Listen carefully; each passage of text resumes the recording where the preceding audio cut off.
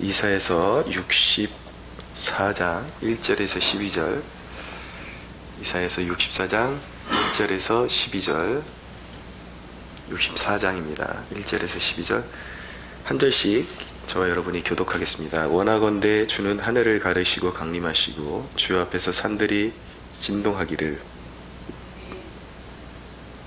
네, 맞아요.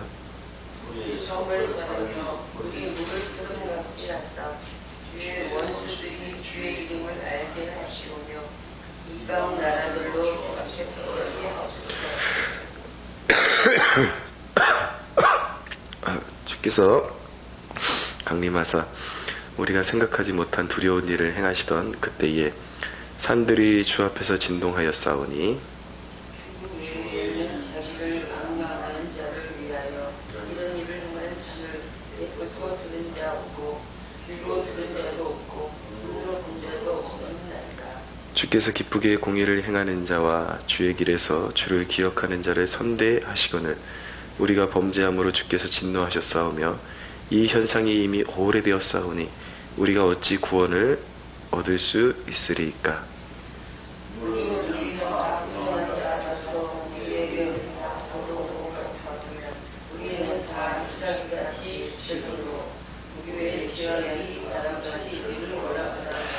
주의 이름을 부르는 자가 없으며 스스로 분발하여 주를 붙잡는 자가 없사오니 이는 주께서 우리에게 얼굴을 숨기시며 우리의 죄악으로 말미암아 우리가 소멸하게 하셨음이니이다.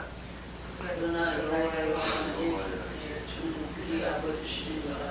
우리는 주를 비워 주는 통장이시니 우리는 다 주의 손으로 주신 것이니라. 여호와여 너무 분노하지 마시오며 죄악을 영원히 기억하지 마시옵소서. 구하오니 보시옵소서 보시옵소서. 우리는 다 주의 백성이니이다. 주의 거룩한 성읍들이 광야가 되었으며 시온이 광야가 되었으며 예루살렘이 황폐하였나이다. 우리 조상들이 주를 찬송하던 우리의 거룩하고 아름다운 성전이 불에 탔으며 우리가 즐거워하던 곳이 다 황폐하였나이다. 여호와여 이 일을 하거늘 주께서 아직도 가만히 계시려 하시나이다. 주께서 아직도 잠잠하시고 우리에게 시간 괴로워하는 줄밖에 하시겠습니까? 네. 5절부터 보면 주께서 기쁘게 공의를 행하는 자와 주의 길에서 주를 기억하는 자를 선대하시거늘 우리가 범죄함으로 주께서 진노하셨사오며 이 현상이 이미 오래되었사오니 우리가 어찌 구원을 얻을 수 있으리까 라고 말씀합니다. 이 현상이 이미 오래되었사오니 세상이 왜 여전히 어둡습니까? 어제나 오늘이나 이 사회가 어두운 이유는 변함없이 어제나 오늘이나 죄 가운데 있기 때문입니다. 야만이라는 거, 인간이 야만적으로 사는 것은요, 포장만 예쁘게 변했지 절대 개선되지 않았습니다. 예전이나 오늘이나 인간은 하나님 앞에서 끊임없이 극악한 죄악을 범하며 살고 있습니다. 이 근처에 청량리도 있고 이 일대가 사실은 유명한 데가 사창가로 유명한 데였잖아요. 근데 언제부턴가 그 법적으로 제도적으로 그 일대를 율락가를 깨끗하게 하겠다 그래서 율락가가 공식적으로 보이는 눈에 보이는 율락가는 어떻게 보면 사라진 것 같아요. 사라진 것 같은데 세상에 그럼 율락가가 진짜 사라졌는가? 사창가가 사라졌는가? 그렇지 않습니다. 더 지능적으로 변했다라는 것을 알게 됩니다. 끊임없이 길거리에 가다 보면은 명함식으로 이렇게 날리면서 암암리에 어떤 비밀 장소를 정해가지고 손님들을 끌어당기는 것이죠. 그리고 SNS가 발달하면서 페이스북에 이제 그런 음란한 장사를 하는 사람들이 이렇게 친구를 맺어옵니다. 보면은 아주 이쁘장한 그 처녀 얼굴들을 다 띄워가지고 이렇게 사진으로 띄워가지고 친구를 맺자고 이렇게 다가옵니다. 근데 희한해요. 똑같은 얼굴 사진을 찍었는데도 아주 착하신 분들 예수님 잘 믿는 분들 가운데서도 이쁜 그런 분들이 있잖아요. 근데 뭔가 눈빛이 달라요. 똑같은 사진인데. 이제는 하도 그런 이제 그 친구 요청을 받다 보니까 얼굴만 딱 보면 이게 장사친지 아니면 진짜 이렇게 순수하게 친구 맺자고 이렇게 손 내미는 건지 그냥 얼굴만 보면은 이제 거의 구분해냅니다. 그래서 그런 이제 장사 속으로 접근하는 사람들은 다 차단시켜버리고 이제 친구를 맺지 않죠. 희한하게 그냥 똑같은 얼굴 표정 사진인데 이렇게 믿음을 가지고 있는 사람들과 그런 음란한 목적으로 다가오는 사람의 얼굴 표정이 다르다라는 거 보면은 그런 쾌락, 그런 음란함 이런 것들이 포장지만 달라진 거지 예전이나 오늘이나 전혀 달라진 것이 없다. 내용물은 똑같다라는 것을 보게 됩니다. 지구가 존재한 이후로, 인류가 존재한 이후로 이 동성애자들이 옛날에도 존재했겠죠. 옛날에도 존재했겠지만 암암리에 그런 일이 벌어졌겠죠. 누구 앞에 내세우지도 못하고 비밀리에 그나마 숨어서 그런 짓을 했을지는 모르겠지만 오늘날이 옛날보다 더 문명화됐다 그러지만 사실은 더 야만적으로 변하고 있죠. 더러운 죄악을 하나님이 가증하시다 한 것을 오히려 공개적으로 이제는 이거 합법화 시켜달라, 우리가 이런 짓을 하는 걸 인정해달라, 그런 식으로 나오고 있죠. 이 동성애자들을 보호한다는 명목으로 사실은 동성애자들 그 자체보다도 그 동성애를 그 옹호해주는 그런 부류의 사람들이 더 나쁜 것 같습니다. 특별히 그리스도인들 가운데 동성애를 옹호해주는 사람들, 그들 때문에 동성애자들이 하나님 앞에 회개할 기회를 잃어버리고 있는 것입니다. 죄가 아니라고 하니까. 근데 동성애에서 회심한 사람들 이야기를 들어보면 한결같이 다 입을 모아서 얘기하거든요. 동성애는 정상적인 것이 아니다. 회개하고 나면 그건 더러운 것이고 하나님 앞에 엄연한 범죄고, 그리고 내 영혼이 거듭나고 나면 그것은 분명히 죄악이었다라는 것을 이 영혼이 인식한다라는 것이죠. 근데 오늘날의 신학생들, 목회자들이, 성도들이 인권이라는 이름으로 그 동성애 자체를 편들어주기 시작하면서 그들에게 회개의 메시지가 전달될 그런 루트까지 다 차단해버리는 그러한 죄악을 같이 죄악에 참여하고 있는 것이죠. 오히려 더 적극적으로 죄악을 퍼뜨리는데 그들이 쓰임받고 있는 것입니다. 세상은 화려한 것 같지만 그 속성은, 세상을 지탱하는 속성, 그것은 전혀 변하지 않았습니다. 살인, 음란, 간음, 거짓, 탐욕, 도적질, 자살, 이런 것들이 사실은 세상을 버티고 있는 힘인 것이죠.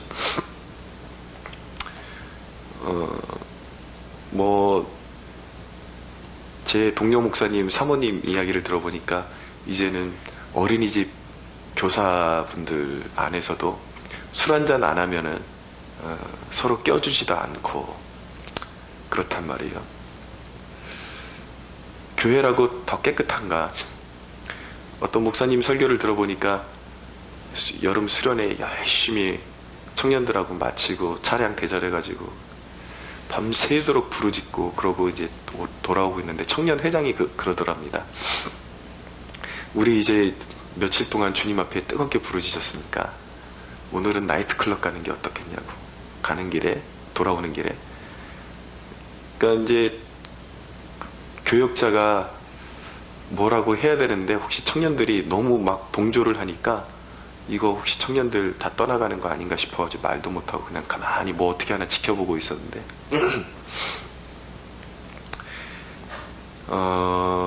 청년 회장이 그러더랍니다. 우리가 전도 세상에 빛이 되려면 교회만 알아서는 안 된다. 세상을 알아야 된다라는 것이죠.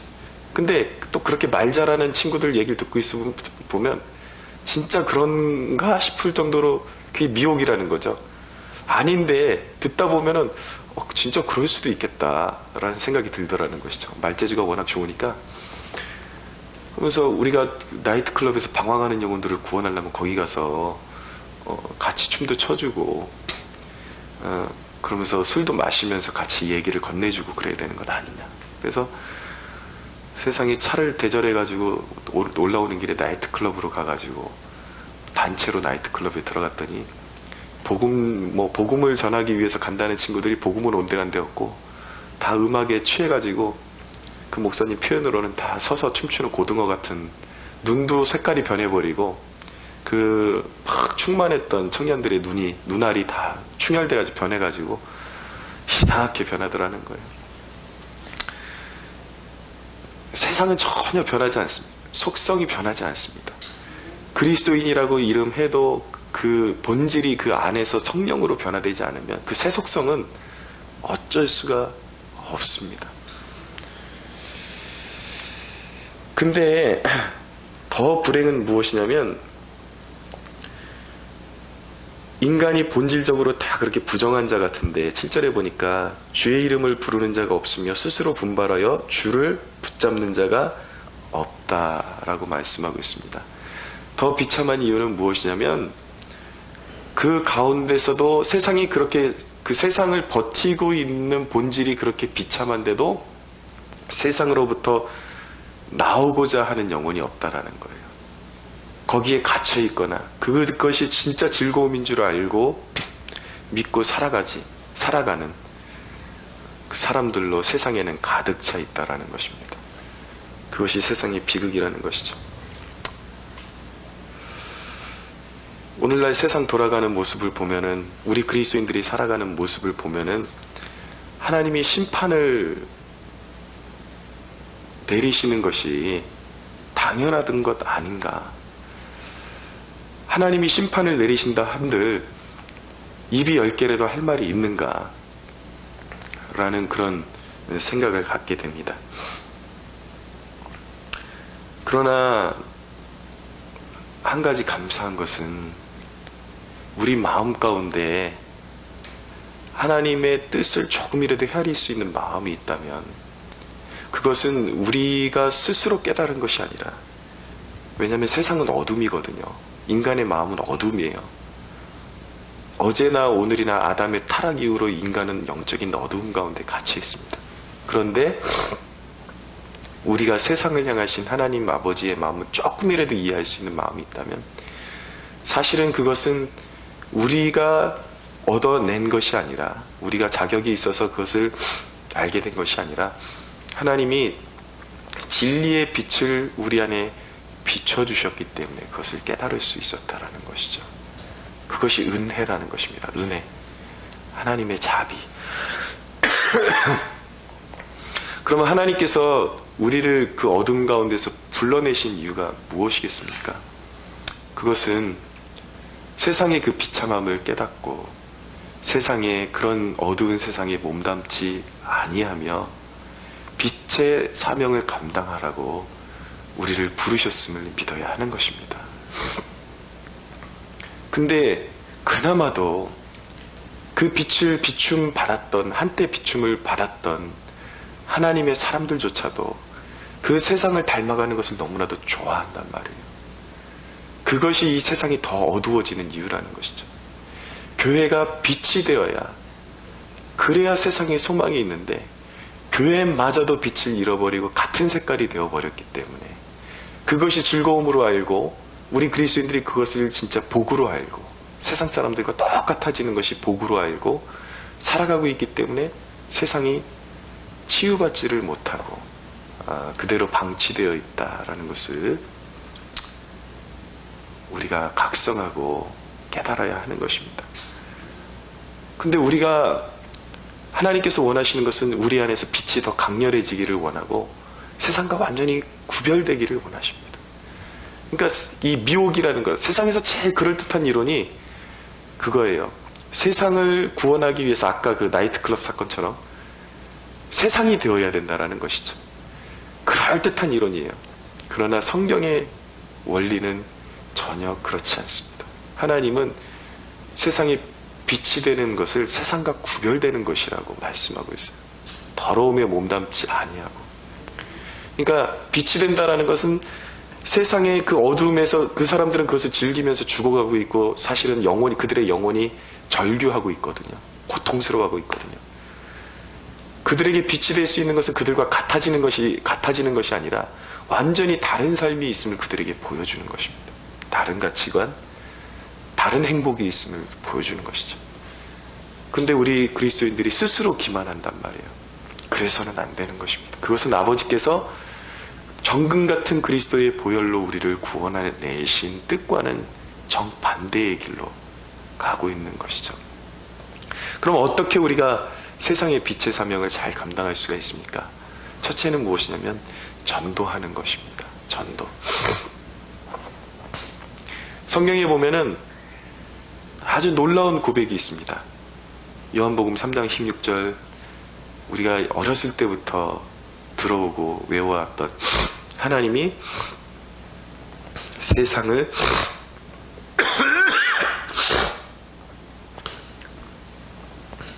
세상을 이처럼 사랑하사. 그 세상이 어떤 세상인지 아십니까, 여러분? 물론 하나님께서는 그 세상을 정화시키기 위해서 정 말을 듣지 않을 때는 간헐적으로 심판을 행해 오셨습니다. 최종적인 심판은 아니지만 최종적으로 아주 무서운, 가장 무서운 심판이 기다리고 있지만 사람들이 그 행했던 죄악이 관영할 때마다 세계 1차 대전, 2차 대전이나 어떤 질병이나 이런 것들을 일으키셔서 이제 사람들을 벌하시기도 하셨지만, 그럼에도 세상이 보존되어 있는 이유는 무엇입니까? 하나님의 근본 마음은 세상을 이처럼 사랑하시기 때문입니다. 하나님의 근본 마음은, 이 시간을 허락하시는 하나님의 마음은 뭐냐면, 세상을 이처럼 사랑하사 할 때 그 세상은요, 말 잘 듣고 깨끗하고 순결한 세상을 말하는 것이 아니라, 제가 아까 말씀드린 세상에 더러운 것들로 가득 차 있는 그 세상을 하나님이 포기하지 아니하시고 사랑과 긍휼로 아직도 바라보고 계신다라는 거예요. 세상을 이처럼 사랑하사 독생자를 우리에게 주셨습니다. 그러니까 그 어둠 가운데 절규하고 있는 그 세상의 소망을 하나님이 이 땅에 이미 보내주셨다라는 거예요. 그분을 우리로 하여금 먼저 믿게 하셨고, 예수 그리스도의 생명을 우리에게 주신 이유는 무엇입니까? 그 절규하는 세상의 진정한 소망은 예수밖에 없다라는 것입니다. 우리가 예수를 전하고 그 사람들이 예수께로 나오면, 그 영혼들이 거듭나면 그것이 어둠이라는 것을 알게 되는 것입니다. 세상이 변할 수 있는 유일한 한 가지는 영혼에게 그리스도가 들어가는 거예요. 근데 그 일을 우리에게 맡기셨다라는 것입니다. 그래서 우리는 서둘러서 하루하루 시간을 아껴서 이 세상의 어둠을 치유하는 유일한 길은 무엇인가? 예수 이름 전하는 거예요. 그것이 미련해 보이고 어리석어 보이고 더뎌 보이고, 이래서 이 세상의 썩은 세상을 언제 구원하나 싶을 정도라도 하나님은 전도에 미련한 것으로 그 어둠에서 사람들을 구원하기를 기뻐하십니다.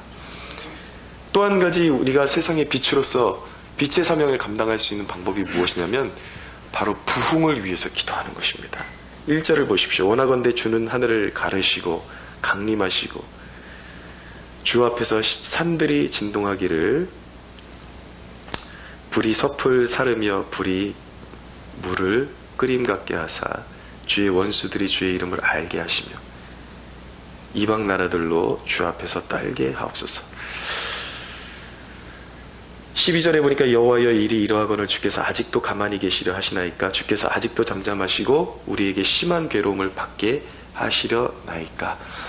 교회의 비참한 상황, 세상의 비참한 상황에서 구원받는 길은 하나님께서 하늘문을 여시고 들이우셔서 강림하셔서 세상을 묶고 있는 사단의 권세를 쫓아내시고 어둠을 물리치시고, 우리가 단순히 복음만 전한다고 해서 되는 일이 아니라 세상이 변하려면 온 세상 가운데 성령이 충만하게 임하시고 하나님의 자비로 사람들의 심령 가운데 임하시는 사건이 필요한 것입니다. 그것이 이제 부흥의 사건인 것인데, 그 부흥을 일으킬 수 있는 것은 하나님의 주권 가운데 있지만 분명한 것은 하나님이 우리의 기도를 사용하기를 원하신다라는 것이죠. 누군가의 그 영혼들을 세상의 어둠을 보며 그 비통해하는 마음을 가지고 하나님께 이 세상에 부흥을 달라고, 또 쓰러져가는 교회를 일으켜주시는 역사를 허락해달라고 기도하는 애절한 기도를 하나님께서 찾으신다라는 것입니다. 세상이 구원받을 수 있는 길은 하나님의 자비하심에 있습니다. 빛으로 나오는 사람이 없거든요. 거기가 절망이고 절규인 것을 알면서도 못 나오고, 또는 깨닫지 못해서 못 나오지만 하나님의 영이 임하시면 비로소 사람들의 마음 가운데 하나님의 자비와 긍휼이 임할 때에 내가 몸담고 있는 곳이 어둠이었구나, 이것이 절규였구나 라는 것을 깨닫고 거기서 탈출하려는 몸부림이 생기게 되는 것이고, 비로소 그들이 예수의 이름 안으로 돌아오게 되는 역사들이 일어나게 되는 것입니다.